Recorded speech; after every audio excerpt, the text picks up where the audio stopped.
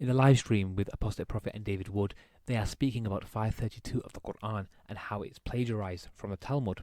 They are objecting to Farid, who said the Talmud was not translated in Arabic till 2012. David Wood believes the Prophet plagiarised a lot of information from the Quran. I'm now going to play 3 minutes from multiple clips put together from a live stream, and then I will respond. Obvious, as clear as day to anyone who has common sense what happens here. Muhammad has heard stories, either directly from Jews or from people who are familiar with Jews or from Muslims who've converted to Islam from Judaism and know this story. It's clear as day that he's familiar with the story, as it occurs in the Talmud, because part of this is not in the Bible, part of it comes from the Talmud. It's as clear as day as that Muhammad had some familiarity with the story in the Talmud. We're talking about like inference to the best explanation here, what's most probable. Muhammad, in the Quran, quotes something as something that God revealed. And when we look at where we find this in the Jewish sources, it's not something from the Torah. It's not even something that's revealed as oral Torah, oral tradition. It's something that a rabbi concludes as an interpretation based on something he's read from the Torah. Somebody among the Jews kills another Jew, and Muhammad goes there to figure out what's going on and to settle things in a legal way. And the Jews then say to him, well, in our law, we believe that if one kills a Jew, it is as if he had killed the entire world, because this is what our scholars said, and the rabbi can tell us more about this. Dear rabbi, why don't you come and explain this? And the rabbi comes and explains the law, and Muhammad witnesses this. Muhammad then goes and later on includes this as a revelation. This is a very likely situation, because Muhammad was, as per the claims of Islam, directly involved with the laws of his Median society and the laws of the Jews present there, who wanted to establish their own laws, but also work within a moral framework of the ruling Islamic power. He must have heard things about how Jews judge, and this is a fundamental part of Jewish law. So Farid, you dumb idiot, it's not something that you can only hear once the Talmud is translated into Arabic in 2012. It's something that you would hear in the 3rd century, 4th century, 5th century, as long as you have a Jewish presence. But there were converts to Islam. Abdullah, very popular, Abdullah ibn Salam was a Jewish convert, and I have to say, they got all kinds of stuff from that. There's all kinds of stuff in the Muslim sources that are clearly taken, not from the Torah, but from the Talmud. Now, Muhammad's clearly left and right getting stuff from Jews. He's clearly and indisputably getting stuff from Christians and heretical Christians. He's clearly getting stuff from pagans. I mean, it's as clear as day. It can't be any more clear. And yet, I mean, it's just like, again, it would be like someone copying a Wikipedia article and then just saying, nope, I just came up with the same thing.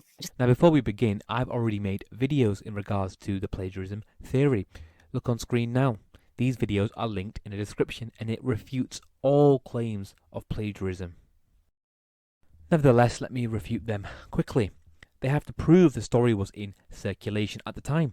They just say it was well known. They can't prove it though, but let's say that it was. We'll agree with them. It was well known. How did the Prophet, peace be upon him, come to know about it if he was illiterate? They will say, oh, well, it was spoken about and he heard him saying it. Okay, yeah, let's go along with that.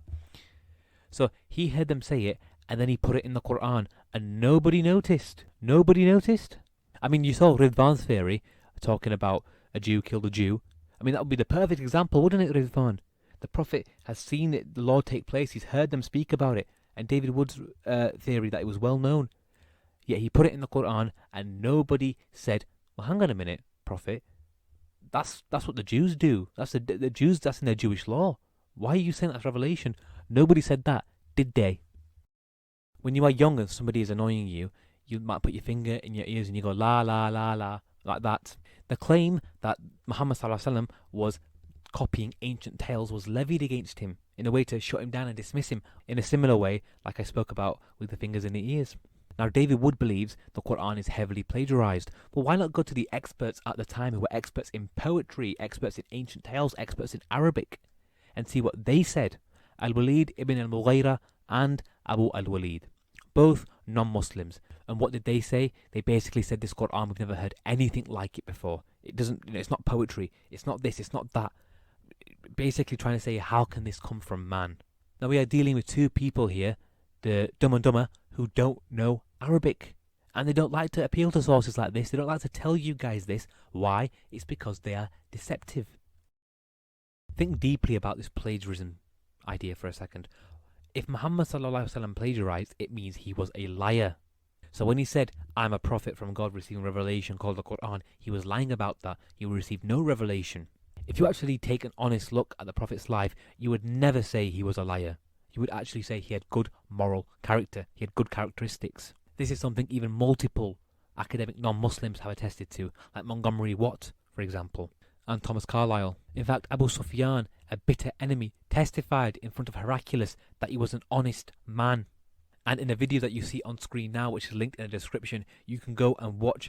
he was a liar timestamp, and I do actually recommend you watch the entire video, and you can see how he was not a liar, and how if he was a liar, what would he be motivated by? Women, power, money, and how he rejected all those things. So again, the claim of plagiarism simply makes zero sense.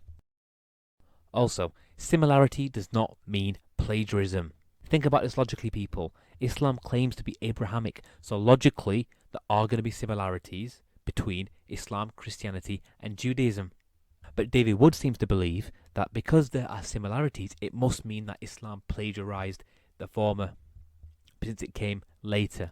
So David Wood's logic is, if you have two sources, and the later source is similar to the earlier source, the later source plagiarized the earlier source. That is essentially his logic. Well, he's just shot himself in the foot. I guess you can say he smashed the hammer over his own head, because he has demonstrated through his own stupid logic that Christianity plagiarized earlier sources. Let's go through some examples. I don't want to give too many examples. There is a video linked in the description where you can see plenty. I would like to focus on a few. We'll start with the Trinity. Christians believe in a Trinity. However, if you look before Christianity, surrounding nations around Palestine, around Jerusalem, there existed pagans who believed in a Trinity. Since Christianity came later, it's clear they copied it from the pagans. I mean, Justin Martyr himself went to a group of pagans and basically said, look, you guys believe in a Trinity, so do we. You know, we're not much different. David Wood, you have to accept this because it's similar. It's not just similar, it's exactly the same, more or less. And Christianity came after. Many pagan gods, sun gods for example, were born when, if you look at this up, December 25th.